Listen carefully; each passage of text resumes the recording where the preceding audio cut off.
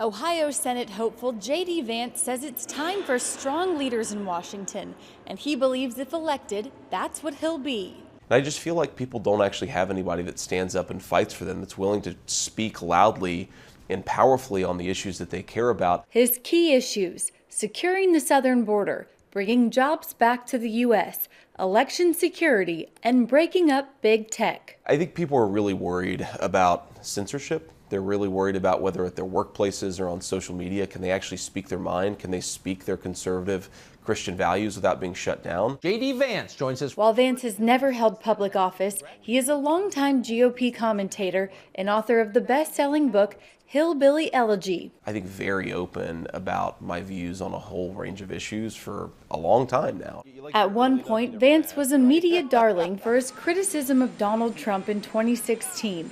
Then it turned on him when Vance voted for the president's re-election in 2020. Trump is the leader of the party, very popular among Republican primary voters. Vance says he wears the media attacks as a badge of honor. I really think the reason the media is attacking me is because they recognize that I'm a threat to the dominant ideas that are out there. And tells CBN News while he's changed his mind on Trump, other views remain the same. At the end of the day, I think I've been very consistent in my view that we need to have a strong manufacturing policy in this country. We need to allow conservatives and Christians to actually live their values, to pass those values on to their children. We need to ensure that we're not teaching our kids to hate America in American schools.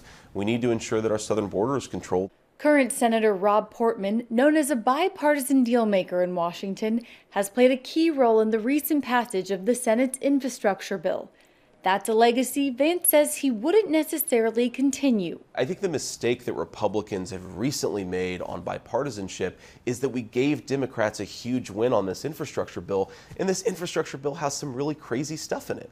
Vance says if he were senator, he wouldn't vote for the bill. We do have infrastructure problems, but I don't think this bill actually spends the money on the things that we need, and then it spends a whole lot of additional money on things that have nothing to do with infrastructure, so it's a big mistake. While Portman cites constant partisan gridlock as one of the main reasons he's retiring, Vance believes he'll accomplish that through strength, not negotiations.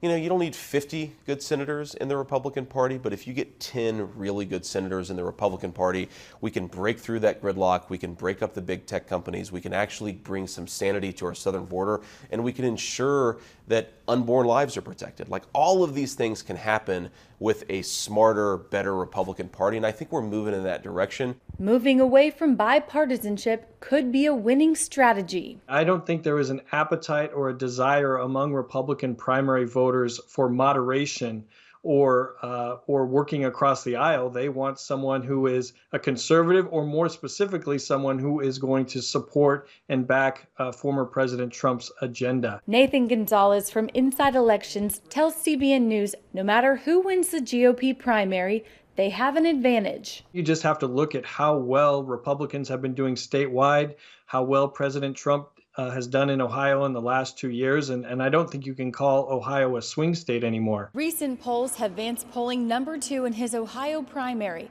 and have the state likely leaning red in the final race. Reporting from Capitol Hill, Abigail Robertson, CBN News.